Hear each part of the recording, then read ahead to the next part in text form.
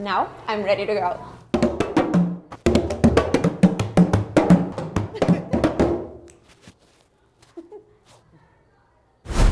Hi guys, this is Maria from Scola, and today we are in New York City and we're visiting South Bronx Classical Charter School II. Are you ready? Let's go!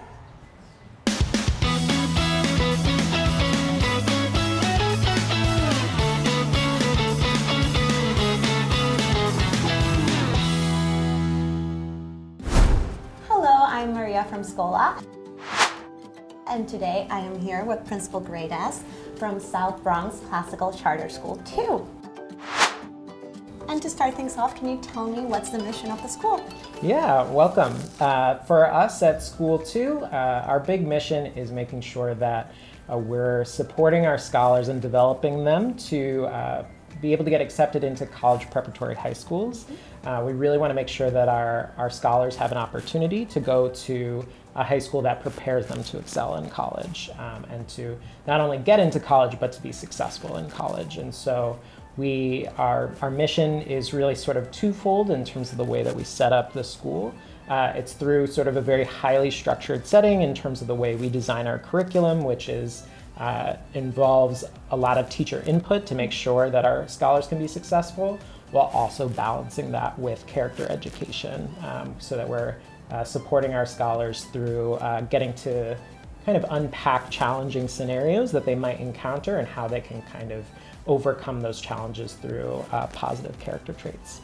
Well, that is amazing. And as I walk through the hallways, I noticed that you guys have flags of different colleges. This being an elementary school, why is that?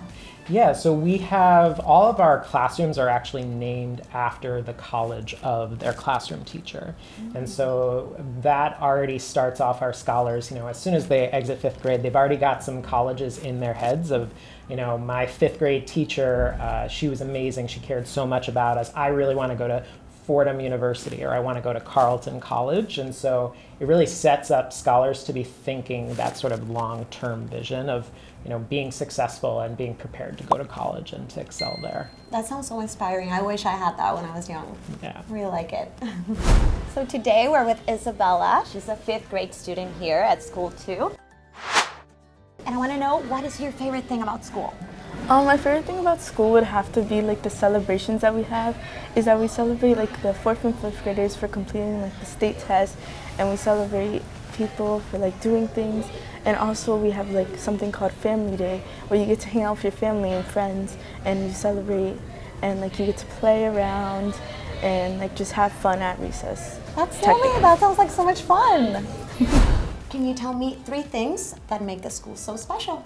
Yeah, there's a few things that make School 2 stand out for me as a place that's really warm and loving for our scholars. So in particular, I think the thing that's really important about the way that we set up our curriculum is that it is written for teachers by teachers. So all of our teachers have input into the curriculum, and they reflect on the curriculum on sort of a week by week and a monthly basis to make sure that everything that's been put into the curriculum is really setting scholars up to be engaged in the lessons and to be excited about what they're learning. So I think having that adult focus on making a successful curriculum by the people who are delivering it is really powerful.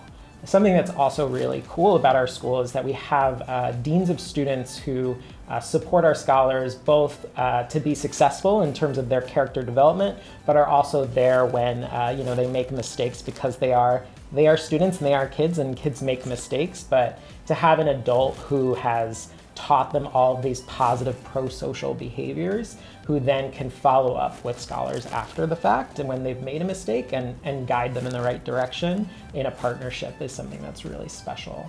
I think at the adult level, there's a lot of adult ownership at our school in service of our scholars. So we have really robust data collection tools so that we can kind of act on information that we get in real time. So if a scholar takes an assessment in math on Tuesday, we can have that data entered Tuesday afternoon so that on Wednesday we're meeting about it and talking about how we're going to teach math to support our scholars that day.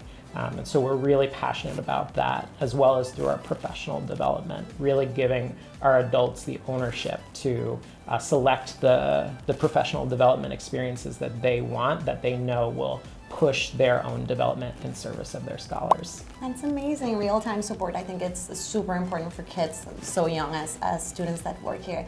And I noticed that you guys have this thing with clapping. What's that about at the classrooms? Yeah, so when we're talking about engagement for our scholars and really making sure they're excited about their learning, you'll see scholars not only sort of responding to different claps that kind of lead transitions or show ways to share an answer to see, where did the bulk of the class fall in terms of choosing an answer choice in a question.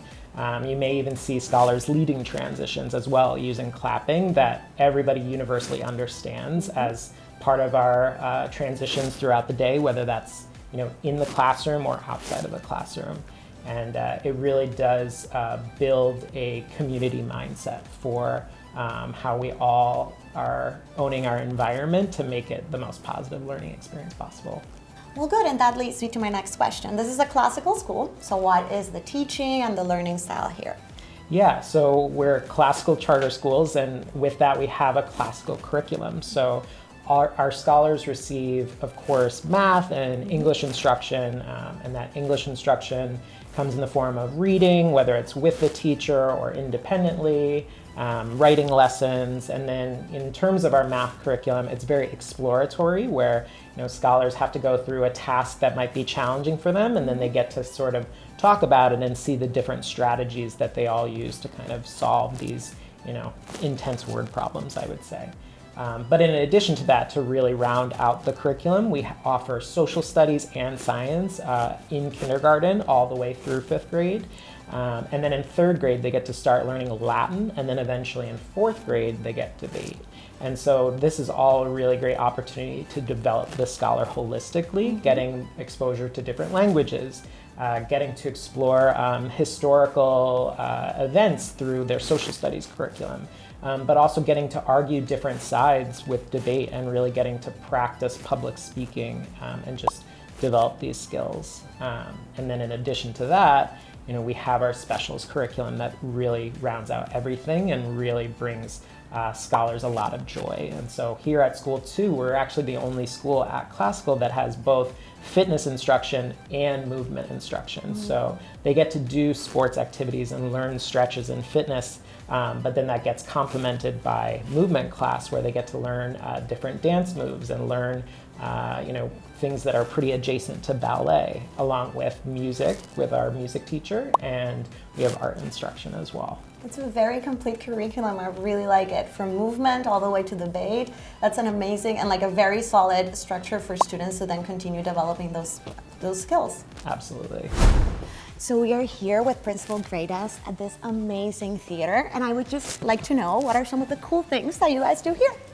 Yeah, so here in our theater we have, it's been a while since we've been able to put on events due to COVID. So for a while we have had to hold off on doing a lot of parent engagement activities, but we recently got to host a movie night here. It was our first family movie night that our specials team and our dean team, we put that together for families so that they could come, have food, and watch a movie. They watched Better Nate Than Never. Oh, nice. But this Thursday, we're going to have our spring showcase, which is really exciting. It's going to include performances in singing. We're going to have some movement and dance productions, as well as getting parents to travel around the school to see kids leading fitness activities and getting to see student artwork. So wow, that really sounds like an exciting day. It's going to be great. Lovely. Yeah. Well, as we've walked through the school, I've noticed that it's an amazing campus. So can you tell me more about the community that you guys serve? Yeah, we're a very tight-knit community. So in terms of the school itself, we're on 135th Street and Alexander Avenue in Mott Haven in the South Bronx. And so it's a very tight-knit community. We, as a school, we operate on the 3rd floor. And so we like to think that we're kind of all as adults in each other's space, which has its disadvantages elsewhere, but for us it really means that we take sort of an all-in approach to supporting our scholars. We have a really active family advisory council, and so they support our deans with putting on events for families and with doing activities across the school. But our families come from all over the South Bronx, so they may be coming from neighborhoods that are close by, like Hunts Point or Morrisania, or even just by Concourse Village. And so typically our student body, we have students whose families are from West Africa, we have students whose families are from the Dominican Republic or Puerto Rico, and so it's a really wonderful school environment where we get to see a lot of different cultures come to life through our curriculum and through just the experience of getting to work in the South Bronx. That's amazing. I think it's very important just to get the families involved and the culture. You, as a professor here, well, as the principal, but also working with students, do you feel like you've learned from them, from their culture or the diversity here? Yeah, we have some really amazing, scholars who really speak up on behalf of their classmates and on behalf of the school community generally. I'm thinking back, just a couple weeks ago, we had some fifth graders write persuasive essays. One of our fifth graders wrote an essay about wanting to be able to, they wear their uniforms day in and day out, but when they go on their field day at the end of the year, they wanted to know if they could, change into sneakers and change into sports clothes to do those field day activities. And just the work that they put into putting together this essay and arguing it made it an easy case to support them. And it was a really exciting moment to share that with the class, that they had kind of earned this opportunity through the way that they were persuasive. Mm-hmm. So I feel that, we get this really lucky opportunity to see where kids' passions are and where they're excited about throughout their days here at Classical. That's amazing, and I bet they're very excited to just wear their clothes outside when they go on the field trip. Definitely. It's a good opportunity to express themselves, for sure. Exactly. Great. And finally, where can people find more information about South Bronx Classical Charter School II? You can find out more information at our website. Our website is classicalcharterschools.org. So when you go to the website, you'll see a list of the schools at the top of the page. And you can just click down into School 2 and learn about our location in the South Bronx. And you'll even see an opportunity to enroll and apply to enroll at our school. Great, and you can also visit scola.com and visit the school's profile to get more information and connect directly with them. Well, this is all that we have for now. Thank you so much for your time, Principal, and we'll see you at the next school. Well, that's it for South Bronx Classical Charter School 2. This is Maria, and I'm signing off. See you at the next school.